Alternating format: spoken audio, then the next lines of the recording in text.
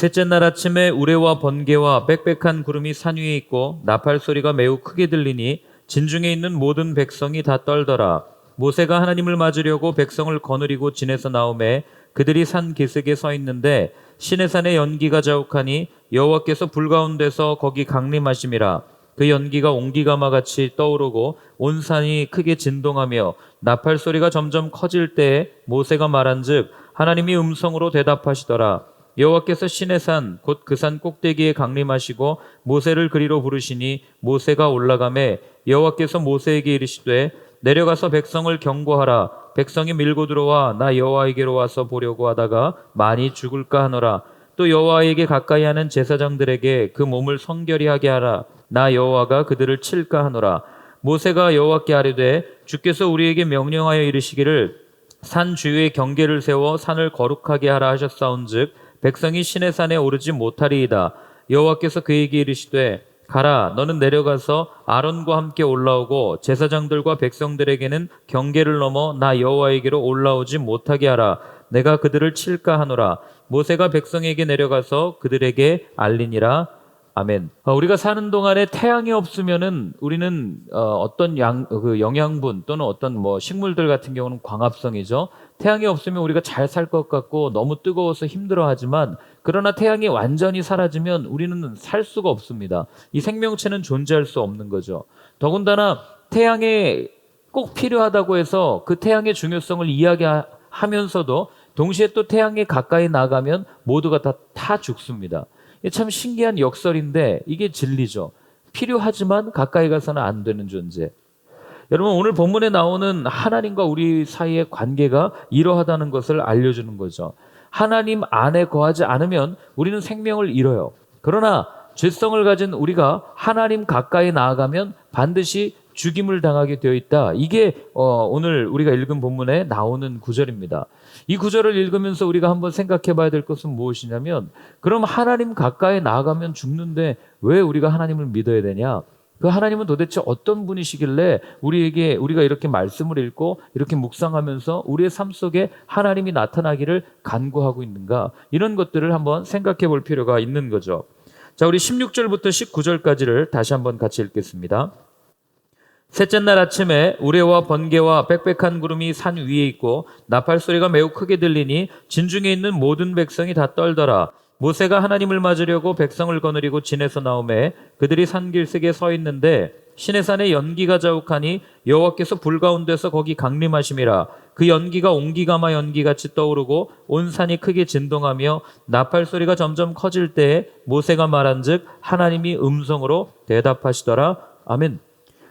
앞에서부터 계속적으로 하나님께서 내가 너희 가운데 임할 거야 라고 하는 그 약속, 그 말씀이 오늘 이루어지는 거예요. 하나님께서는 분명히 그들 가운데 임재하셨습니다. 여러분들이 성경을 읽으실 때 구름, 그리고 빽빽한 구름, 번개, 우레 이런 단어가 나오면 이렇게 생각하시면 돼요. 하나님께서 임하셨다. 왜 우리 사무엘 할 때도 큰 우레를 발하시니 블레셋 군대가 없어졌더라 이런 표현 쓰지 않았습니까? 그런 모든 하나님의 직접적인 행동을, 하나님의 임재를 상징하는 단어가 바로 이런 단어들이에요. 구름, 번개 이런 단어인데 하나님께서 그들 가운데 임재하셨습니다. 그러면 그들이 그토록 바라던 하나님 아니에요. 그들이 그토록 원하던 하나님 아닙니까? 그럼 그 하나님이 임재하셨을 때 그들이 너무 기뻐가지고 막 어쩔 줄 몰라 해야 되는 게 정상인데 오늘 본문은 뭐라고 표현하냐면 이들이 다 떨었다라고 표현합니다. 왜 하나님을 만나는데 떨어야 됩니까? 그 답이 창세기에 보면 다 나오죠. 눈치채셨겠지만 창세기 2장에 보면 하나님께서 아담과 하와를 지으시고 그들과 이렇게 관계 맺으실 때 아무런 거리낌이 없어요. 아담에게도 가서 직접 이야기하고 하와에게도 말씀하셨습니다. 그런데 3장에 넘어오면 그 관계가 완전히 틀어집니다. 창세기 3장 8절 한번 펴보실래요? 창세기 3장 8절 말씀입니다. 같이 한번 읽습니다. 그들이 그날 바람이 불 때 동산에 거니시는 여호와 하나님의 소리를 듣고 아담과 그의 아내가 여호와 하나님의 낯을 피하여 동산나무 사이에 숨은지라. 아멘. 아니 그 얼마 전까지만 해도 하나님께서 오셔서 직접 그들과 대화하시고 아무런 거리낌 없이 그들과 관계를 맺어 오셨는데, 오늘 하나님께서 아담과 하와를 찾으니까 아담과 하와가 뭐라고 얘기합니까? 하나님의 낯, 하나님의 얼굴을 피해서 어디 동산 어디에 숨었더라, 이렇게 표현하는 거죠. 도대체 2장과 3장 사이에는 어떤 일이 있었길래 이들이 이렇게 하나님을 피하는 겁니까? 하나님을 두려워하는 겁니까? 왜 하나님 앞에서 떨고 있습니까?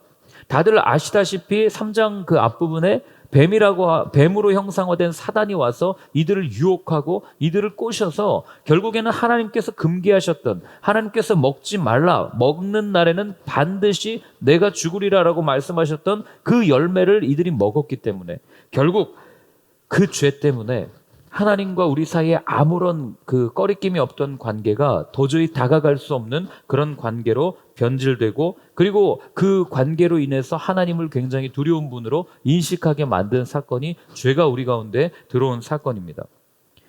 그러나 오늘 출애굽기의 본문, 여전히 이 죄의 문제가 해결되지 않은 이 백성들의 그들 가운데 하나님을 아무리 경험했어도, 하나님의 기적을 맛보았어도, 하나님이 직접 번개를 치면서 우리 가운데 구름 그 가운데서 음성이 들리니까 이들이 두려울 수밖에 없는 거죠.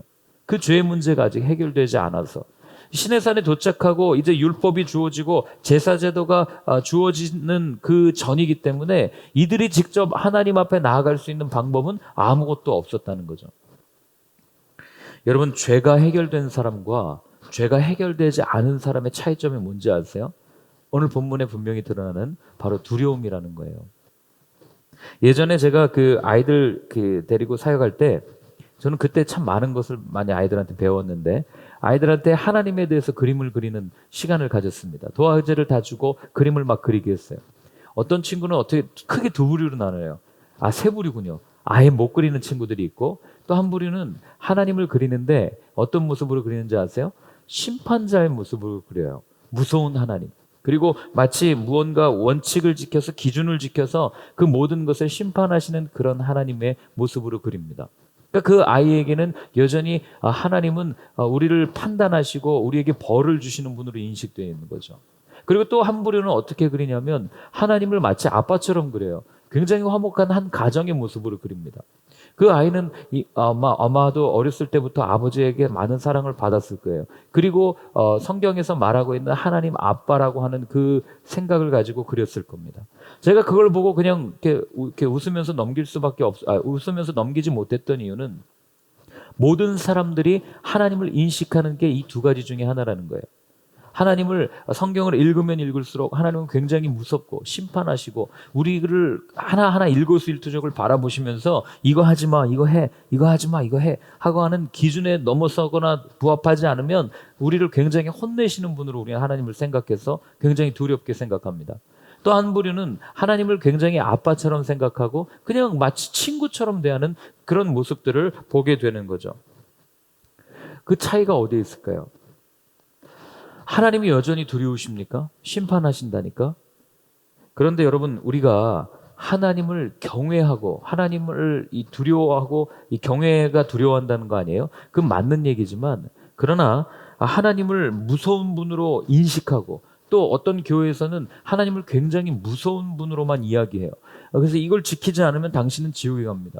당신이 지금 회개기도 하지 않으면 당신의 죄가 자녀에게로 갑니다. 이런 말도 안 되는 이야기를 하면서 겁을 주고 사람들에게 그 두려움을 빌미로 교회에 오십시오. 그리고 헌금하십시오. 하나님을 믿으십시오라고 이야기하면서 사람들을 옴짝달싹 못하게 만드는 그런 일들도 제가 수도 없이 봤어요.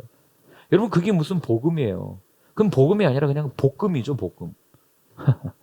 우쩍한 얘기인데 아무도 안 오시네요. 네. 여러분, 복음을 볶음으로 만들지 마세요.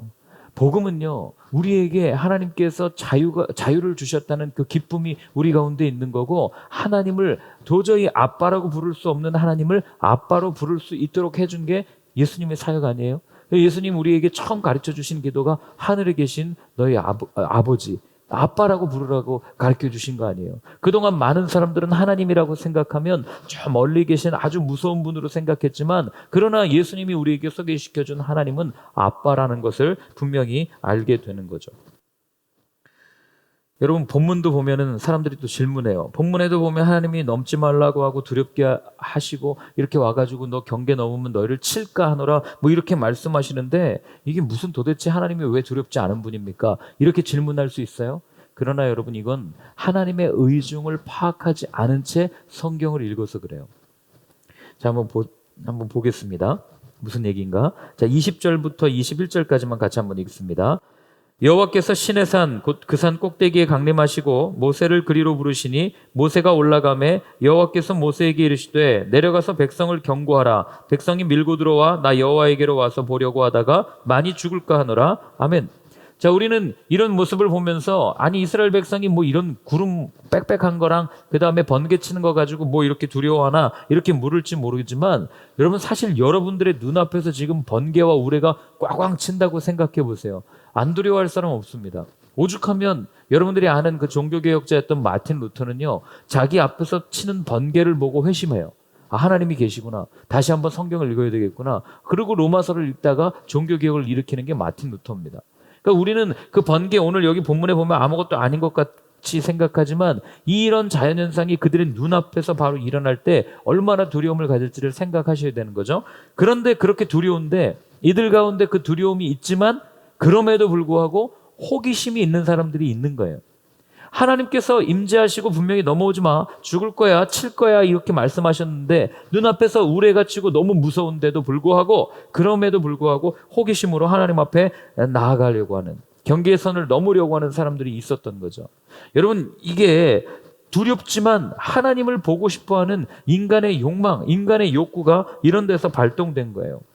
아담과 하와가 범죄한 이유도 똑같습니다. 하나님께서 이거 먹지 마, 이거 먹으면 반드시 죽을 거야 라고 분명하게 말씀해 주셨어요. 마치 오늘 이스라엘 백성에게 내가 너희를 칠까 하노라, 그들을 칠까 하노라, 나오지 마 라고 분명하게 말씀해 주셨음에도 불구하고 그 말씀을 어긴단 말이죠. 왜 어깁니까? 거기에는 내 욕구가 있는 거예요. 어떤 욕구요? 하나님처럼 되고 싶은, 하나님을 보고 싶은, 내 안에 있는 이 만족감, 내가 무언가를 봐야만 직성이 풀리는 그런 인간의 마음들이 이 안에 그대로 들어있는 거죠.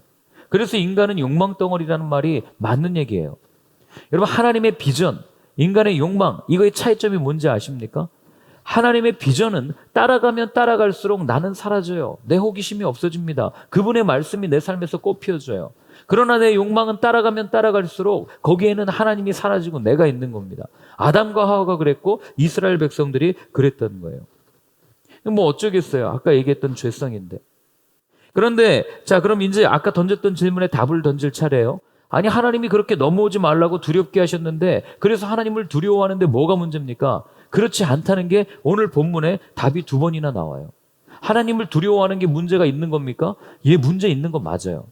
22절 한번 보시겠습니다. 또 여호와에게 가까이 하는 제사장들에게 그 몸을 성결히 하게 하라. 나 여호와가 그들을 칠까 하노라. 자, 그 다음에 24절도 한번 같이 읽습니다. 여호와께서 그에게 이르시되 가라. 너는 내려가서 아론과 함께 올라오고 제사장들과 백성에게는 경계를 넘어 나 여호와에게로 올라오지 못하게 하라. 내가 그들을 칠까 하노라. 아멘.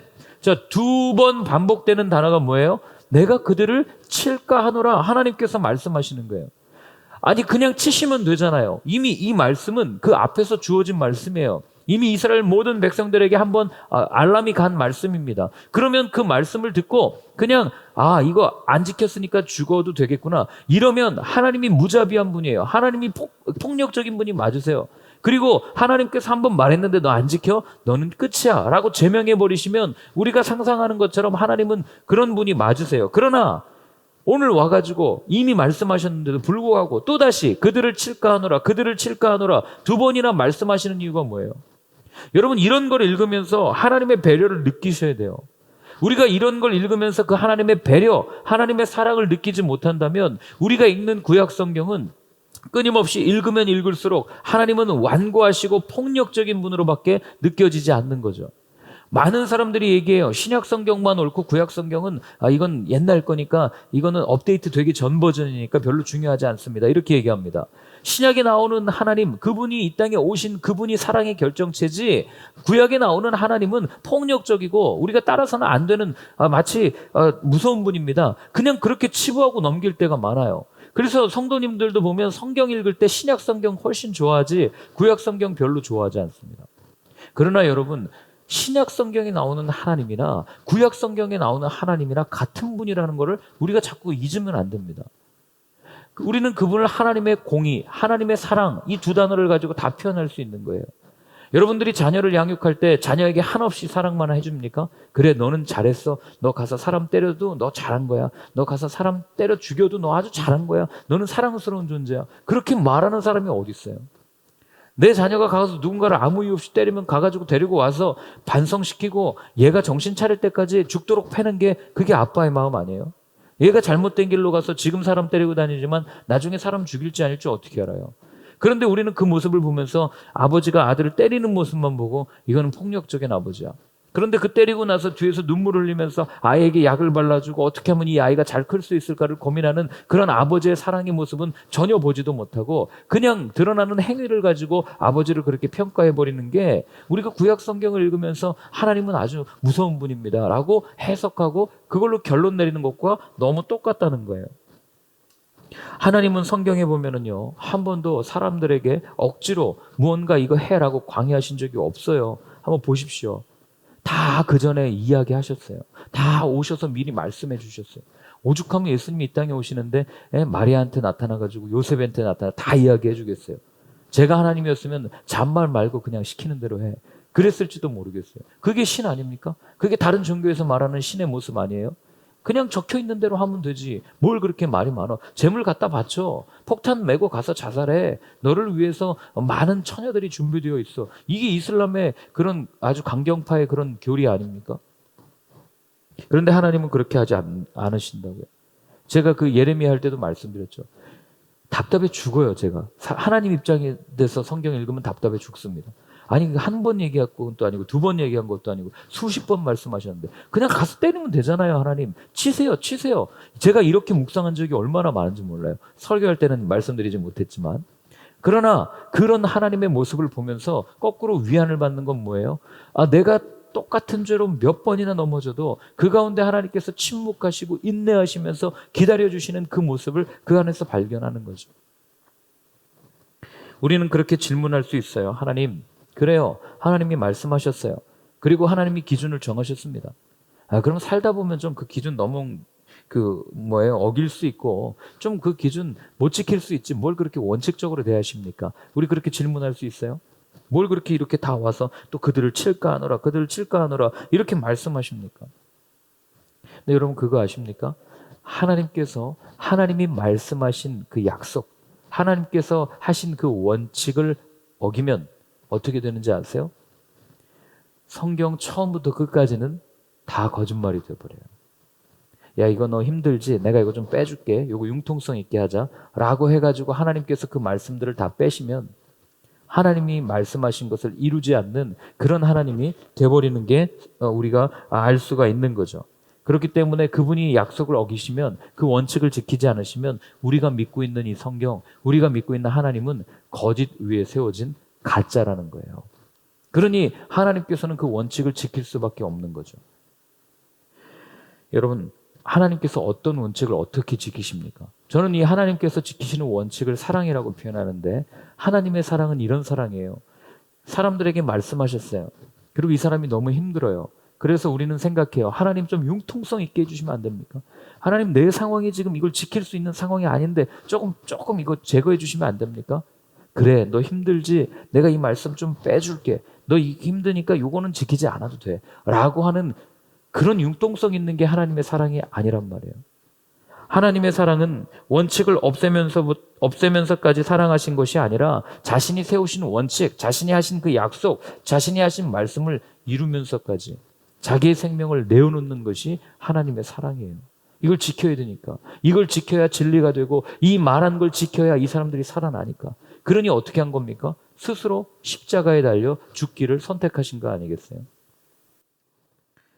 23절에도 보면은 이렇게 되어 있죠. 모세가 여호와께 아뢰되 주께서 우리에게 명령하여 이르시기를 산 주위에 경계를 세워 산을 거룩하게 하라 하셨사온즉 백성이 신의 산에 오르지 못하리이다. 넘어오지 말라고 반복적으로 말씀하시는 이유도 딱 하나 아닙니까? 죽을까 봐. 이게 하나님의 사랑이고 하나님의 공의예요. 여러분 아까도 말씀드렸지만 이 공의와 사랑을 우리가 이렇게 딱 따로 떼가지고 이것만이 하나님이고 이것만이 하나님이다 하는 오류에서 벗어나셔야 돼요. 신약과 구약을 통틀어서 하나님을 봐야 하고, 그리고 그 안에 담겨져 있는 하나님의 공의와 사랑을 동시에 볼 수 있어야 되는 거죠. 하나님께서 남유다를 그렇게 멸망시켰다고 하나님 마음이 속편하겠습니까? 속편해서 예수님이 이 땅에 오셨어요. 속편했으면 그래 너네 멸망했으니까 끝났어 하고 끝냈어야 돼요. 그런데 그렇지 않으셨다고요. 왜요?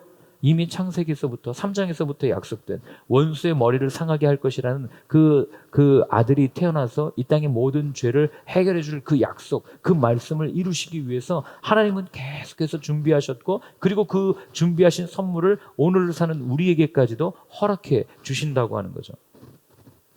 그러니 하나님께서는 넘어오면 그들이 가지고 있는 죄성이라고 하는 것 때문에 죽을 것을 알기 때문에 계속해서 반복적으로 이렇게 수차례 경고하시는 거예요. 넘어오면 죽어. 너 진짜 죽어. 나 이거 말했기 때문에 너 죽여야 돼 하는 그 아버지 마음이 이 안에 드러나 있는 거죠.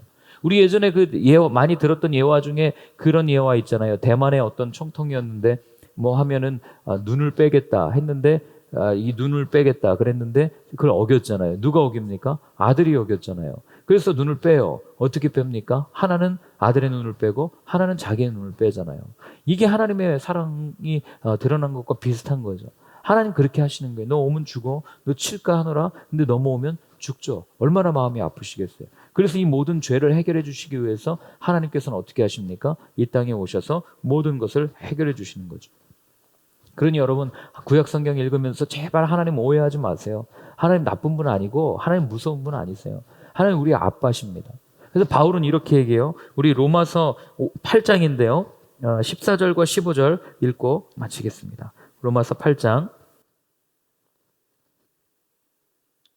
14절 15절 같이 읽습니다.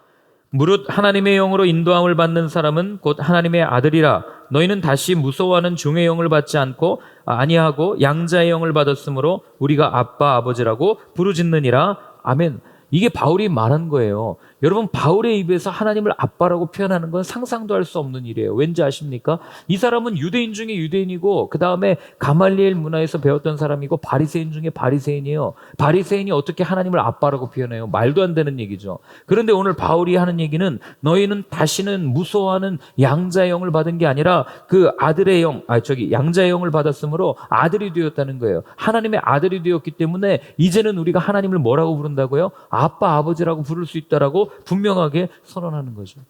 여러분 세상에 아빠를 두려워하는 자녀가 어디 있어요? 있죠. 요즘 세상이 워낙 험해가지고 이상한 짓 하는 아빠들이 너무 많아요. 정신이 이 마음이 병든 아빠들이 엄마 아빠들이 너무 많아서 애를 그렇게 하는 기사들을 우리가 많이 보지만 정상적인 아빠라면 여러분 어떻겠어요? 아이는 아빠를 두려워하지 않아요. 사람들은 막 와가지고 아빠 수염 막 잡아당기고 이러면 싸움 나지만 자녀가 와서 아빠 수염 잡아당기면 귀엽잖아요. 그냥 내버려 두잖아요. 그게 아빠와 자녀의 모습이란 말이에요. 바울이 오늘 그 얘기를 하는 거예요. 두려워할 필요가 전혀 없다. 그래서 하나님이 우리를 두렵지 않게 하기 위해서 예수님을 통해서 우리에게 보내주시겠다고 약속하신 게 뭡니까? 성령이잖아요. 보혜사잖아요. 로마서 8장이 성령장이거든요. 그렇기 때문에 여러분 오늘 출애굽기에 나오는 이스라엘 백성들은 하나님께 가까이 갈 수도 없고 하나님을 두려워하는 입장이었다면 이제 우리는 더 이상 두려워할 필요가 없어요. 더 이상 나아가지 못하는 것도 아닙니다. 그렇기 때문에 우리가 기도해야 될 것 딱 한 가지예요. 주님, 약속하신 성령님 우리에게도 부어주셔서 우리가 날마다 그 성령 안에 충만히 잠기고 그 성령이 이끄는 삶을 살게 하여 주옵소서. 오호라 나는 공고한 사람이로다. 그 탄식하면서 어쩔 줄 몰라 하는 내 마음에 두 가지 법이 있어서 늘 넘어지는 것이 바울의 삶이었지만 그러나 그런 삶조차도 주님께서 붙잡아 주시고 그 가운데 성령 충만하게 하실 때 바울이 이런 고백을 할 수 있었던 것처럼 주님 나는 여전히 연약합니다. 여전히 부족합니다. 그러나 성령님으로 인해서 내 연약함이 채워지고 내 부족함이 채워지는 것을 경험하고 내가 도저히 하나님께 나아갈 수 없는 존재였지만 예수 그리스도의 십자가를 통해서 하나님께 나아갈 수 있음을 고백합니다. 오늘도 하나님을 나의 아빠라고 부릅니다. 라고 기도할 수 있는 저와 여러분들의 삶이 되었으면 좋겠어요. 그래서 우스갯소리지만 우리 집에는 뭐 예를 들면 식구가 몇 명입니까 물을 때 저는 어렸을 때 꼭 그렇게 교육을 받았어요. 저희 가족 수보다 한 사람 더 많게 얘기하라는 거예요. 왜 그러냐? 우리 4명인데 왜 5명이라고 얘기해야 되냐? 하나님이 항상 우리의 아빠 되시고 우리의 가족이시다. 이걸 어렸을 때부터 배웠어요. 지금도 몇 식구예요? 그럼 3식구예요. 이렇게 얘기합니다. 뭐 이렇게 뭐 뭐 이렇게 말하면 세상 사람들 웃죠. 호적에는 둘밖에 없는데 왜 셋이라고 그러냐? 아니에요. 여러분, 우리는 늘 그분이 우리와 함께 하신다는 이 마음을 가지고 잃지 않고 살아갈 때 오늘 출애굽기에 나오는 이들처럼 두려워하는 것이 아니라, 하나님께 나아가지 못하는 인생이 아니라 언제나 하나님 앞에 나아가서 하나님, 나 이게 힘들어요. 하나님, 나 이거 하고 싶은데요. 하나님, 이거 어떻게 할까요?를 물을 수 있는 그런 아빠와 자녀의 관계가 될 줄로 믿습니다. 함께 같이 기도하겠습니다. 우리 오늘 한번 같이 기도할 때는 이렇게 한번 기도했으면 좋겠습니다. 하나님, 먼저는 날 찾아와 주셔서 감사합니다. 그리고 하나님을 아빠라고 부를 수 있도록 자녀 삼아 주셔서 감사합니다. 아빠라고 부르는 그 특권, 그 자녀의 삶을 놓지 않고 잃지 않는 나의 평생의 삶이 되게 하여 주옵소서. 한번 같이 기도하겠습니다. 하나님 아버지, 오늘도 주님 앞에 나오게 하시고, 주님, 부족하지만 연약하지만 나를 당신의 자녀로 삼아주셔서 너무나도 감사합니다. 하나님, 오늘 하루 동안 이 은혜에 감사한 하루가 되어지길 소원합니다. 하나님, 오늘 생각하고 오늘 모든 것들 가운데 주님 함께하여 주셔서 내가 하나님의 아들이요, 내가 하나님의 자녀요 라는 이 정체성을 잃지 않도록 도와주시고, 오늘도 어떤 일을 하든 아버지 앞에 나아가서 아빠, 이거 어떻게 하면 좋을까요? 아빠, 이거는 할까요 말까요? 아빠, 이거 먹을까요? 아버지, 친절하게 물을 수 있는, 친근하게 물을 수 있는 저희 모두의 성령 충만한 삶이 될 수 있도록 주님 인도하여 주시옵소서. 이제는 우리 주 예수 그리스도의 크신 은혜와 하나님 아버지의 사랑과 성령의 인도하심이 주님의 자녀요, 하나님을 아빠라고 부르며 나는 더 이상 넘어지지 않는 하나님의 자녀입니다 라고 선언하며 선포하는 모든 분들 머리 위에 이제로부터 영원까지 늘 함께하여 주옵시기를 간절히 축원하옵나이다. 아멘.